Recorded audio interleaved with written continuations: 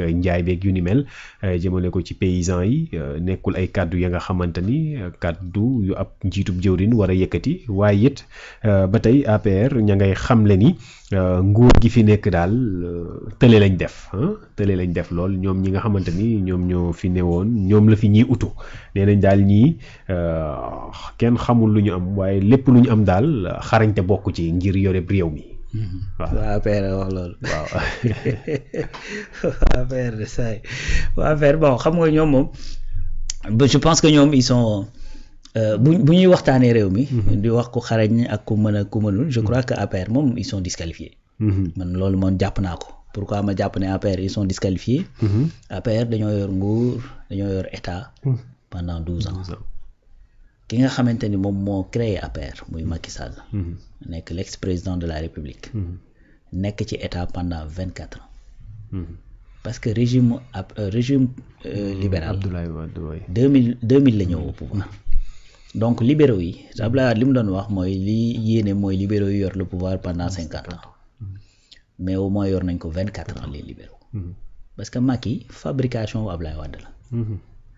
comme ni Wade fabriqué ay yeneen i hommes politiques yoo xamante ni ñu ngi ci réew mi maintenant pendant 24 ans c'est-à-dire tey prenons juste l'exemple après di nga ci ñëw mais prenons juste l'exemple de l'électrification rurale. ASER bi waral coow li. c'est-à-dire régime Abdoulaye Wade lañ ko créé. su ma juumul 2004.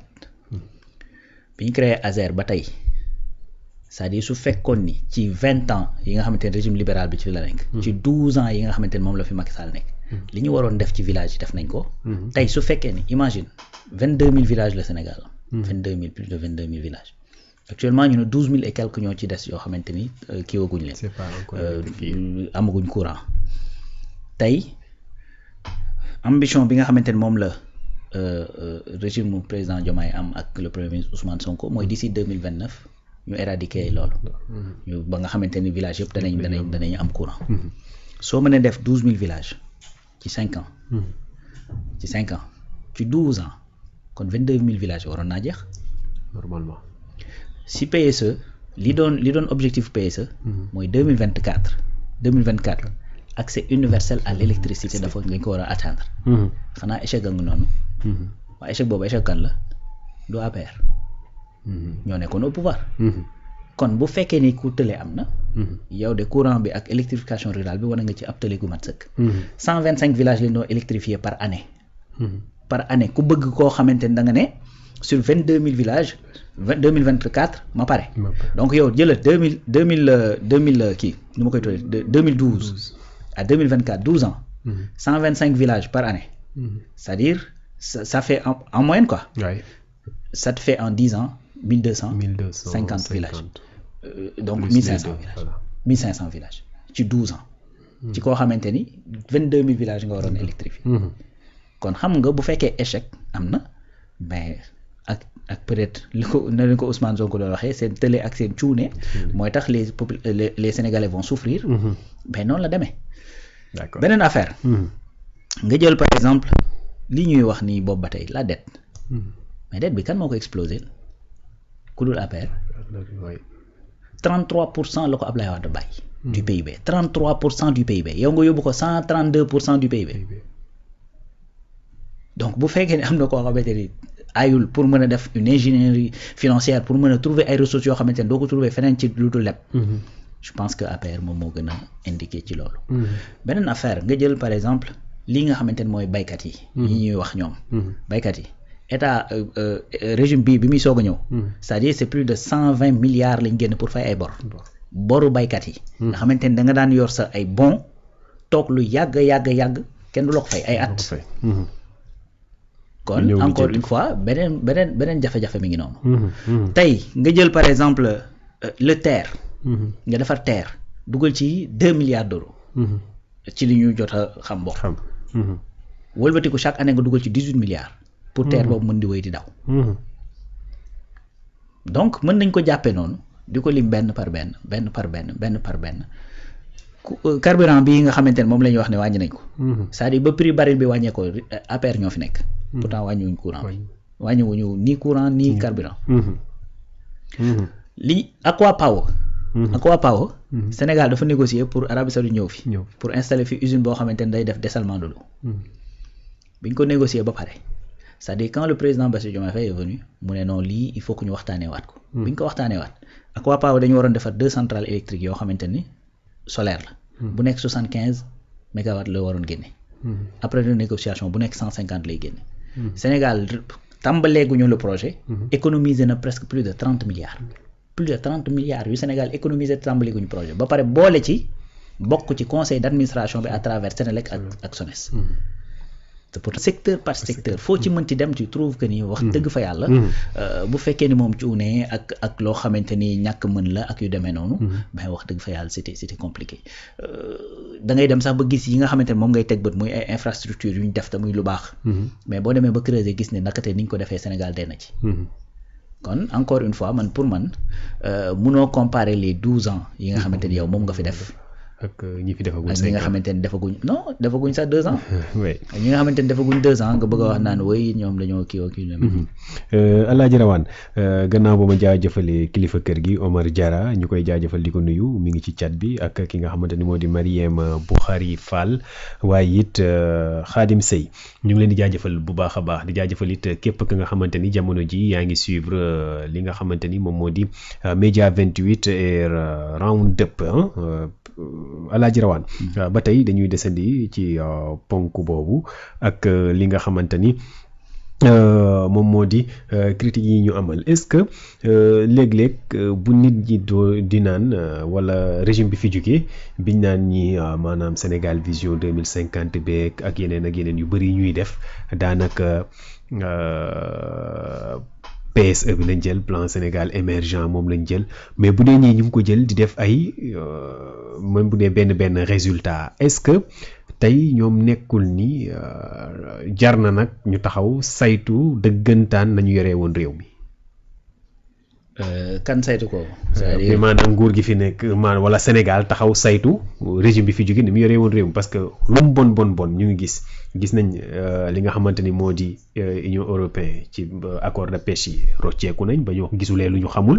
ndax ay renégociation ñu ngi gis que ni y a certains villages yi nga xamante ni peut-être doon nañ xalaat fii ak 10 ans ci kanam la ñuy gisi courant léegi ñu ngi gis courant bu ñu toppoon seen contrat bi ñu amoon xëy na nguur gi dina dem ba jeexal 2 mandats village yi du daj. oui non c'est-à-dire léegi ma bëgg souvent da ngay dégg ñu naan lii sax boo gisee mu dox PSE la ñu jël rek suivre loolu déjà rek c'est un bon acte pour un état dégam dañ naan état continuité la.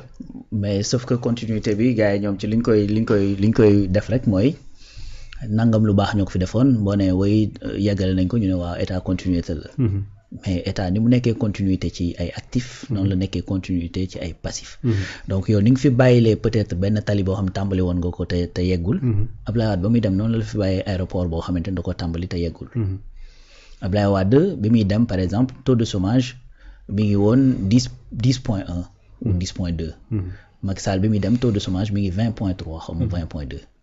donc multiplier taux de chômage par 2. donc xam nga loolu tamit loo xamante ne da nga ko fi bàyyi. pourtant boo ko waxee ñu ne non c'est-à-dire ñi fi jógee il y a 2 ans ñooy toog naan la réew mi dafa metti waa réew mi doxul et cetera. non seulement réew mi mësta dox.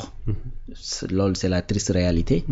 mais également yéen bu fekkoon ni la ngeen waroon def ngeen ko. mais tey am na ñoo xamante ni buñ ñëwee duñ fi nekk am na yoo xamante ni duñ fi nekk di ko lijjanti.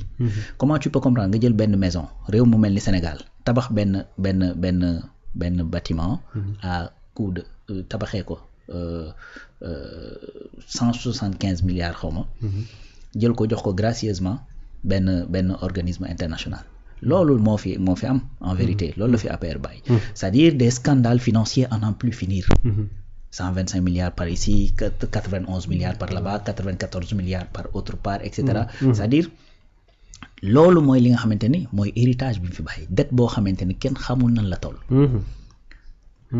ay finances publiques yoo xamante ni ñu ko gérer catastrophe mais bilan boobu yëpp lañ def ne leen guys justice nag jàpp ko doxalee ko noo xamante ni mais nërmeel ko totalement nërmeel ko donc loolu noonu la Sénégal ay constaté mais tout simplement ne leen guys xam ngeen lan la doy na donc allez-y un régime sortant au Sénégal bu ñu gagné au premier tour ça n'a jamais existé. Premier tour ñun la demal nga yor les moyens d'État. Donc loolu je pense que c'est un message qui est très clair que ni Sénégalais yi xamoon nañ ni régime bi fi jógee c'est-à-dire ñëpp mën nañoo yóbbu réew mi fa ñu bëgg mu dem sauf ñoom. Donc loolu ni mu valable ca mars 2024. Ben noonu la valable ba tey parce que imagine par exemple voilà un ancien ministre de l'énergie. boo xamante ni yow lañ dénkoon Senelec dénk la ASER. nga war a électrifier les villages yow tey yow yaay wër di dem ci village naan village sangam amul courant. Ça c'est grave. C'est ça qui est en train de se passer par exemple ak ku mel ni Thierno Alassane. Le régime de Macky Sall fa la bokkoon nekk ministre de l'énergie. ASER nekk ci tutelam. ngeen def fi 12 ans. sur les 22 000 villages électrifié woo la moitié. te pourtant te ba ngay ñëw am na yu ci déjà yu jotoon am. ñu bari ñu néew am na yu jotoon am. te ci yooyu ci maanaam sur les 22 000 10 000 villages yi ñuy wax naan am na courant. 10 000 yi jàppal ni am na ci loo xamante ni ñi fi def moins de 2 ans ñoo ko def. am na ci loo xamante ne Abdoulaye Wade moo ko fi bàyyi. donc en 12 ans mën nañ ni yow li nga électrifié bu baree ba bari 9 000 villages la su baree ba bari. en 12 ans. kon. mais c'est terrible. léegi nag en fait moo tax en fait réew mi daal moo nekk réew droit un pays de droit. xam nga réew mi moo nekk réew moo xamante ni un pays très tolérant très démocratique et cetera ba moo tax tey mais nag dafa am na loo xamante ni nag man pour man. c'est-à-dire bu ñu la ko terewul nga jombale ko sa bopp. waaw parce que mënoo c'est-à-dire tout le monde peut parler tey gis nga Bougane. mosuñu ko dénk. bu ko neexee mu génn wax lu ko neex. parce que kenn mosu koo dénk. waaw bu ko neexee mu ne gars yi mënuñu maa mën. waaw voilà parce que moom xamaguñu moom lan la mën ak lu mënul. parce que kenn mosu koo dénk. xam nga donc ñeneen noonu pareil. mais tey APR mais dañ leen a testé nag pendant 12 ans. xam lu ñu mën ak lu ñu mënul. daal bokk na ci. seen njiit laa ngi yóotu ONU de. waaw bah on verra ndax dina ko kii déjà y a des problèmes sax parce que déjà problème mu parrainage la am kan ban pays moo koy parrainé donc France lañ ci yaakaaroon te yaakaar naa ne actuellement nii ay jafe-jafe am na ci donc mi ngi noonu en plus li fi xew 2021 yow tey un exemple tey Macky secrétaire général des Nations Unies. Par exemple Mali wala n'importe quel pays du ma bañ a citer. xëy suba président bi ne man dew ma. nga ni mii ñu ne woy changer ma constitution bi. ku wax nga jàpp tëj ci kaso bi. Macky bu demee foofu lu mu leen di wax. non man maa jiite Sénégal de 2012 à 2024. et que tout est nickel. xam nga loolu mooy wax lu amut. waxee loolu wax lu amul. waaw tey est-ce que par exemple Macky mën na dem ci un président bu pousse élection naan ko pousse élection baaxul. dina doy waar. day doy waar puusul élection bon. élection puus na. mais puus na non ça il a voulu. mais finalement on l'a pas laissé. parce que élection yi amul ca date ba mu waroon am. c'est-à-dire dañ ko loolu aussi c'est vrai loolu aussi c'est vrai. voilà loolu la c'est-à-dire bu amoon li mu bëgg 15 décembre la ñuy dem. 15 décembre si. voilà mais conseil constitutionnel moo génnaat effectivement fixé boppam. voilà date. ça c'est vrai ça c'est après vrai. finalement mu génnaat moom fixé une date. mu génnaat voilà mais la date à laquelle c'était prévu pour que ñu def des élections. ça c'est vrai voilà donc ça, c'est date vrai. boobu defuñu ko. et puis ça a eu des conséquences parce que dafa am ñu ci dee sax ñu ci ñàkk seen bakkan. oui. donc loolu tey. en plus un de ses homologues nekk moom fa mu nekk di pousse rek ba toll tey ci 4e mandat. mi noonu donc loolu mooy problème bi moo tax tey sa candidature là c'est problématique. c'est waaw ce sera bon en tout cas